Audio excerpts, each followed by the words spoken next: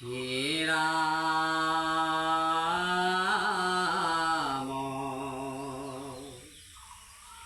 নাৰদ বদতি ধৰ্ম মহামতি শুনা পাছে যেন ভৈল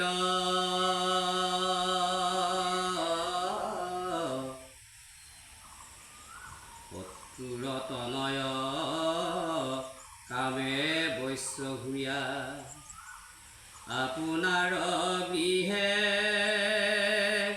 গৈল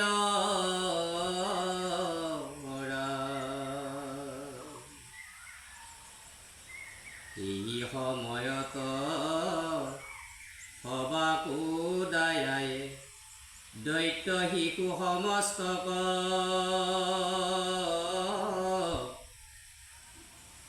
মহাপুণ্যৱন্ত প্ৰহ্লাদে কহন্ত ভাগৱত ধৰ্ম যত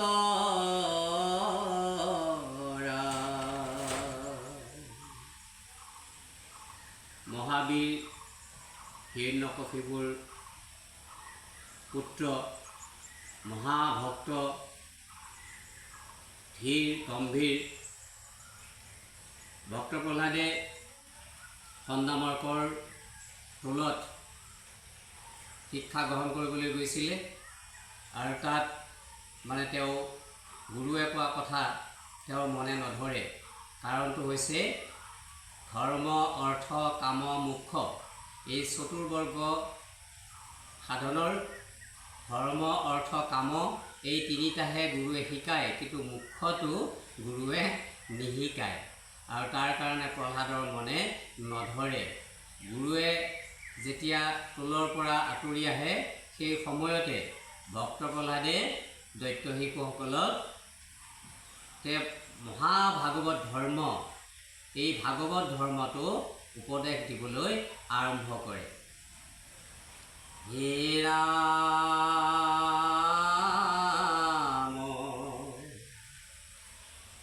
দুৰ্লভ মনুষ্য জন্ম যিটো পায়া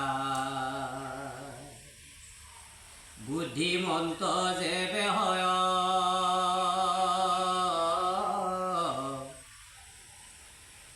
কুমাৰ কালত হুয়াও একমত ভকতিক আচৰয়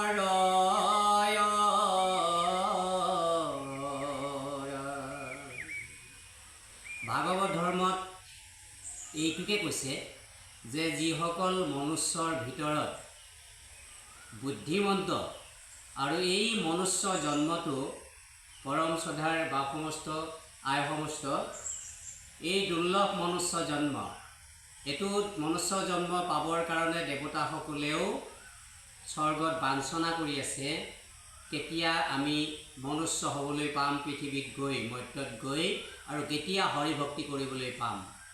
এতেকে এই মনুষ্য জন্মত ভাগৱত ধৰ্ম মনটো এক কৰি ভগৱন্তৰ ওচৰত অৰ্পণ কৰি ভাগৱত ধৰ্ম আমাক ল'বলৈ কৈছে। যিহেতুকে এইবাৰেই আমি মনুষ্য জন্ম পাইছোঁ আৰু ইয়াৰ পিছত আমি হয়তো মনুষ্য জন্ম পাব নোৱাৰিবও পাৰোঁ। আৰু এই কথাখিনি প্ৰহ্লাদে দৈত্য শিশুসকলক উপদেশ দিছে, লগতে আমাক মনুষ্যসকলকো এই কথাখিনি উপদেশ হিচাপে মানিবলৈ কৈছে। তেতিয়াহে আমি এই মনুষ্য জন্ম সফল কৰিব পাৰিম। বোলে হৰিৰ চৰণত শৰণ লৈলোঁ মানৱী জনম সফল কৰিলোঁ। এই কথাখিনি আমি সকলোৱে মানিবলৈ চেষ্টা কৰোঁ। হে ৰাম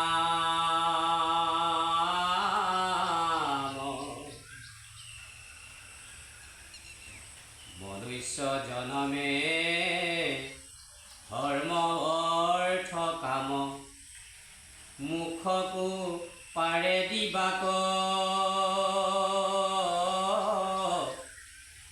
হেন জানি যত ভকতি কৰোক যাৰ বিছা তৰিবাক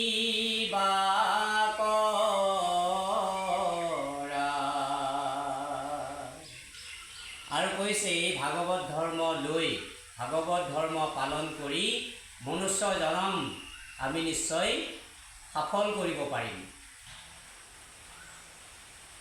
ধৰ্ম অৰ্থ কাম মুখ্য। ধৰ্ম অৰ্থ কাম এইখিনি অনায়াসে সিজে কোনো যত্ন কৰিব নালাগে। সেইটো যিটো মুখ্য, এই মুখ্য পাবলৈ হ'লে পৰম ব্ৰহ্ম কৃষ্ণৰ অভয় চৰণে হৈছে মুখ্য। আৰু এই মুখ্যটো পাবলৈ হ'লে আমি হৰি ভক্তি কৰিবই লাগিব। আৰু মনুষ্যসকলক উপদেশ দি কৈছে মহাপুৰুষ শ্ৰীমন্ত শংকৰদেৱ গুৰুজনাই, অবা নৰলোক হৰি ভজিওক ধৰাই তয়ো দেশ এৰা আল জাল জীৱা কতকাল জৰা ভয় লপৰ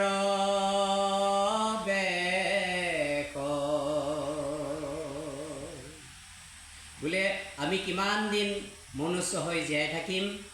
গুৰুজনাই কাতৰ মিনতি কৰি কৈছে, উবা নৰলোক সম্বন্ধ জনাই কৈছে বোলে হেৰা হে মনুষ্যসকল, জীয়াই থাকোঁতেই পৰম ব্ৰহ্ম কৃষ্ণক ভজনা কৰা, শৰণ ভজন লৈ উপাসনা কৰা, তেতিয়াহে আমাৰ এই জীৱাত্মা পৰম আত্মাৰ লগত লীন হৈ আমাৰ জীৱই সদ্গতি পাব। আৰু এই গুৰুজনাৰ কাতৰ মিনতিক আহ্বানক আমি আওকাণ যদি কৰোঁ তেনেহ'লে আমাৰ মনুষ্য জনম কাহানিও সফল নহ'ব। আৰু সেই কথাখিনিকে ভক্ত প্ৰহ্লাদে দৈত্য শিশুসকলক উপদেশ হিচাপে আগবঢ়াইছে, লগতে আমাকো উপদেশ দিছে। হে ৰাম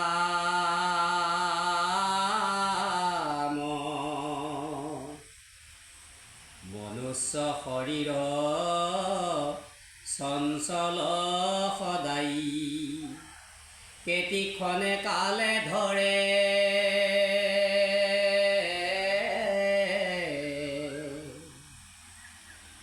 কোটি কোটি জন্ম উপজি মৰিয়া মনুষ্য নুহি হেন থৰে।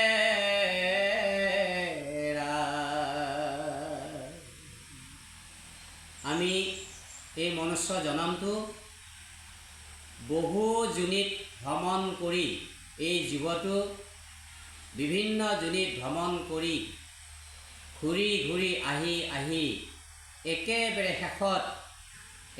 শেষত এই মনুষ্য জনম লাভ কৰিবলৈ আমি সক্ষম হৈছোঁ। এতেকে এই মনুষ্য জনম কৈছে মনুষ্য শৰীৰ চঞ্চল সদায় কেতিক্ষণে কালে ধৰে। কেতিয়া আমাক কালে ধৰিব, কেতিয়া আমাক সময়ৰূপী যমে ধৰি লৈ যমৰ নগৰলৈ লৈ যাব, আৰু সেই কথাখিনি সময়ৰ কোনো নিৰ্ধাৰিত নাই। সেইকাৰণে আমাক কাতৰ মিনতি কৰি কৈছে বোলে আমি জীৱন্ততে পৰম ব্ৰহ্ম কৃষ্ণক উপাসনা কৰি আমাৰ এই মনুষ্য জন্মটো, যিহেতুকে আমি কৈছে যে মনুষ্য নুহি হেন থৰে, ইয়াৰ পিছত আমি মনুষ্য আৰু হয়তো নহ'ম। আমাৰ জন্ম তিনিটা হৈ গ'ল, ইয়াৰে আগত এটা হৈছে আৰু ইয়াৰে বৰ্তমান এতিয়া আমি আছোঁ। ইয়াৰে পিছত আকৌ যিটো হ'ম সেইটো কি হ'ম আমি নাজানো। ইয়াৰে আগতে আমি বানৰ হৈ আছিলোঁ আৰু এতিয়া বৰ্তমান বাঁহটো কাটি নৰ হৈছোঁ, অৰ্থাৎ মানুহ হৈছোঁ। আৰু ইয়াৰে পিছত আমি কি হ'ম সেই কথাটো আমি নাজানো। এতেকে আমি শেষৰ জন্ম যিটো, এইটোৱেই শেষৰ জন্ম। গতিকে ইয়াৰ পিছত আমি মানুহ হ'ব পাৰিম নোৱাৰিম আমি নাজানো। এতেকে য'তেই জন্ম নহওক কিয় পৰম ব্ৰহ্ম কৃষ্ণক আমি প্ৰাৰ্থনা কৰিবলৈ বোলে হে কৃষ্ণদেৱ তোমাৰ চৰণত আমি শৰণাপন্ন হৈছোঁ, বোলে য'তেই জন্ম নহওক প্ৰভু কেৱল তোমাৰ চৰণ যাতে সেবিব পাওঁ তাৰেই আমি কামনা কৰিছোঁ প্ৰভু। এই বুলি আমি পৰম ব্ৰহ্ম কৃষ্ণক আমি সকলো মনুষ্য জাতিয়ে প্ৰাৰ্থনা কৰিব লাগে বুলি ভক্ত প্ৰহ্লাদে কৈছে। হেমত দুৰ্লভ জন্ম পায় আজিতো ভকতি কয়া স্বৰূপ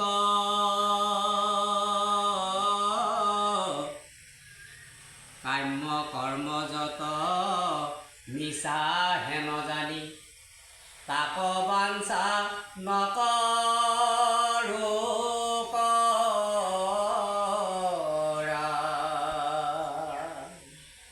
ধৰ্ম অৰ্থ কাম মোক্ষ, বাকী সকলোখিনি আমি বাঞ্ছা নকৰাকেই পাম, কিন্তু মোক্ষটো পাবলৈ হ'লে ভগৱন্তৰ ওচৰত আমি প্ৰাৰ্থনা কৰিব লাগে আৰু যত্ন কৰিব লাগে, তেতিয়াহে পৰম ব্ৰহ্ম কৃষ্ণৰ কৃপা আমি লাভ কৰিবলৈ পাম। তাকেই কৈছে কাম্য কৰ্ম যত মিছা হেন জানি তাক বাঞ্ছা নকৰোঁ। আমি এইবিলাক কেতিয়াও বাঞ্ছা কৰিব নালাগে বুলি কৈছে। আমি অপ্ৰয়াসে গতি পাম, যে মুকুতি কেতিয়াও বাঞ্ছনা কৰিব নালাগে। নালাগে ভক্তিত দেৱ দ্বিজ ঋষি হৈবে, নালাগে সমৃদ্ধ শাস্ত্ৰ বিস্তৰ জানিবে। এতেকে আমি বিভিন্ন শাস্ত্ৰসমূহ মুখস্থ কৰি, ভাটৌ চৰাইও মুখস্থ কৰিব পাৰে, সেইদৰে আমি মুখস্থ কৰিলে নহ'ব। কেৱল ৰাম নাম যদি আমি একান্তভাৱে হৃদয়ত ল'ব পাৰোঁ, ৰামৰ লগত যদি আমি হনুমানৰ দৰে লাগি থাকিব পাৰোঁ, হৃদয়ত হনুমানৰ দৰে বুকু ফালি ৰাম সীতাক যদি আমি দেখুৱাব নোৱাৰিলেও আমি যদি হৃদয়ত স্থাপিত কৰিব পাৰোঁ, তেতিয়াহে আমাৰ মনুষ্য জনম সফল হ'ব। এতেকে আমি এই পাৰ্থিৱ বস্তু ধন জন ভাৰ্যা পুত্ৰ অট্টালিকা ইত্যাদি এইবোৰ আমাৰ পাৰ্থিৱ বস্তু, আৰু এই বস্তুবিলাকত এই বিষয়বিলাকত যদি আমি লাগি থাকোঁ, তেনেহ'লে আমি কেতিয়াও মনুষ্য জনম সফল কৰিব নোৱাৰিম বুলি কৈছে। হে ৰাম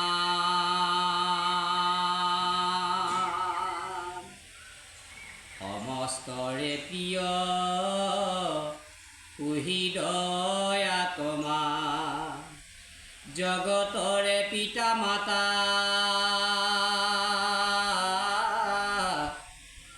হেন জানিয়া ন বিষয় এৰিয়া, হৃদয়ে হৰিক চিন্তা।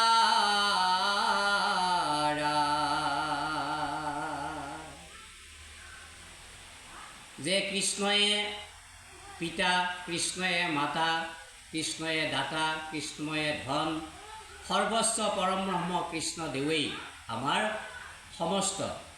এই কথা মনত হৃদয়ত স্থাপন কৰি পৰম ব্ৰহ্ম কৃষ্ণক যদি আমি হৃদয়ত ঠাই দিব পাৰোঁ, তেনেহ'লে আমি এই বিভিন্ন পাৰ্থিৱ বস্তুবিলাকে বিষয়ে আমাক কেতিয়াও আক্ৰান্ত কৰিব নোৱাৰে, জৰ্জৰিত কৰিব নোৱাৰে। সেইটোকেই মহাপুৰুষ মাধৱদেৱে এভাগী বৰগীতত কৈছে, বিষয় বিষধৰ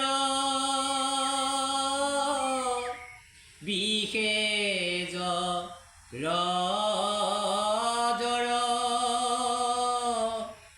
জীৱন নাৰহে থিৰ, প্ৰাণ ৰাস বিমূঢ়। মহাপুৰুষ গুৰু শ্ৰীমন্ত শংকৰদেৱে যেতিয়া তেৰাৰ পুত্ৰ ৰামানন্দ জন্ম হয়, আৰু সেই সময়ত এই কথাখিনি গাইছিলে, আৰু এই বৰগীতৰ কথাৰে ভাষাৰে আমাৰ মনুষ্য জন্মক শিকাইছে বোলে আমাৰ এই জীৱনটো থিৰ হৈ নাথাকে, আকৌ ইয়াৰ পৰা গুচি যাব। আমি য'ৰ পৰা আহিছোঁ তলৈকে আমি আকৌ পুনৰ যাব লাগিব বুলি কৈছে। একদম জৰ্জৰিত এই দেহটো যে বিষয়ত আমি মুক্ত হৈ, বিষয়ত মগ্ন হৈ আমি জৰ্জৰিত হৈ যাওঁ, আমি অথিৰ হৈ যাওঁ, সেইটোকে বৰগীতৰ যোগেৰে আমাক বুজাইছে। অথিৰ জীৱন, আৰু এই জীৱনটো থিৰ হৈ নাথাকে যদিহে আমি হৰিভক্তি নকৰোঁ।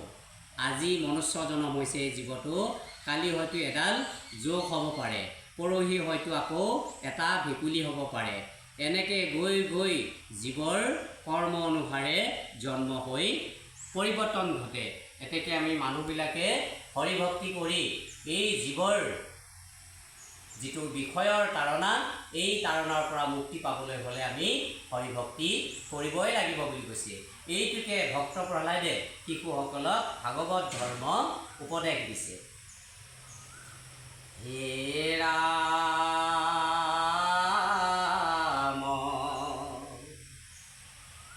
বিষ্ণুৰ চৰণ স্মৰণ তপৰে পুৰুষৰ লাভ নাই, যিমান শকতি হৰি সুমৰুক মনুষ্য জন্মে সদায়। বোলে হে মনুষ্যসকল, শৰীৰত যেতিয়ালৈকে শকতি থাকে তেতিয়ালৈকে পৰম ব্ৰহ্ম কৃষ্ণৰ গুণানুকীৰ্তন কৰি জীৱনটো সুকলমে পাৰ হ'বৰ কাৰণে চেষ্টা কৰা বুলি কৈছে। সমস্তৰে প্ৰিয় তুহি দৱাতমা, জগতৰে পিতা মাতা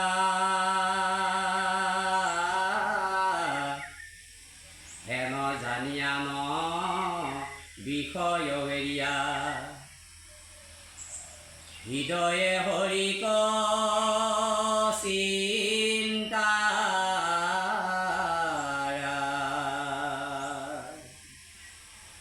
বুলিবা ভাগ্যৰ উদ্যম এৰিবে, কি কাৰ্যত লাগে আকৌ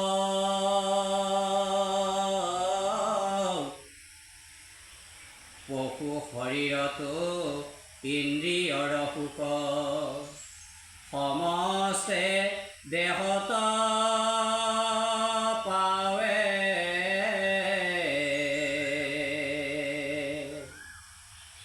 পূৰ্বৰ অদৃষ্টে যত্ন নকৰিবে, ঐ আপুনি আশী মিলাৱে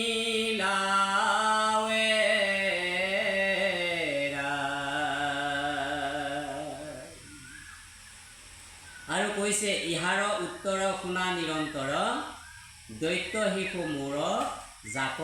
বোলে সেই দৈত্য শিশুসকল যে তোমালোকে শুনাচোন, তোমালোকে ভাবিব পাৰা ভাগ্যৰ ফলত জন্মগ্ৰহণ কৰিব পাৰি, এইটো নহয়, কাহানিও কেতিয়াও এই কথাটো নহয়। কাৰণ ভক্ত প্ৰহ্লাদে ভাগ্যৰ ফলত পয়াধুৰ গৰ্ভত জন্মগ্ৰহণ কৰা নাই, কৰ্মৰ ফলতহে ভক্ত প্ৰহ্লাদে কায়দুৰ গৰ্ভত জন্মগ্ৰহণ কৰিছে। এতেকে ভাগ্যৰ কথা নহয়, আমি কৰ্মৰহে কথা। বোলে শ্ৰীকৃষ্ণই অৰ্জুনক কৈছে, বোলে হে অৰ্জুন, কৰ্মৰ দুগোটা ফল শুনা সব্য সাঁচি, নুখুজিলেও মাধৱে আপুনি দিয়ে যাচি। এতেকে আমি যি কৰ্ম কৰোঁ তাৰেই ফল আমি পাবলৈ সক্ষম হওঁ। হে দৈত্য শিশুসকল, তোমালোকে ভাগ্যক ধিয়াই কেতিয়াও অনিষ্ট নকৰিবা। এই মনুষ্য জনমটো সফল কৰিবৰ কাৰণে পৰম ব্ৰহ্ম কৃষ্ণৰ অভয় চৰণত সমস্ত সমৰ্পণ কৰি দিয়া। সেই কথাখিনিকে কৈছে যে বিষ্ণুৰ চৰণ স্মৰণত পৰে পৰম পুৰুষৰ লাভ নাই। গতিকে আমাৰ পৰম ব্ৰহ্ম কৃষ্ণৰ অভয় চৰণত এই মনুষ্য জনম যদি আমি অৰ্পণ কৰিব পাৰোঁ, তেনেহ'লে আমি এই মনুষ্য জনম সফল কৰিব পাৰিম। আৰু এই উপদেশ ভক্ত প্ৰহ্লাদে দৈত্য শিশুসকলৰ জৰিয়তে আমাৰ মনুষ্যসকলকো এই উপদেশকে দিছে। পৰম শ্ৰদ্ধাৰ বা সমস্ত সমস্ত আপোনাসৱে আমি এই পৰম ব্ৰহ্ম কৃষ্ণৰ অভয় চৰণ চিন্তি আমাৰ এই মনুষ্য জনম যাতে সফল কৰিব পাৰোঁ, এই কামনা কৰিছোঁ। কৃষ্ণ প্ৰভু, কৃষ্ণ কৃষ্ণ।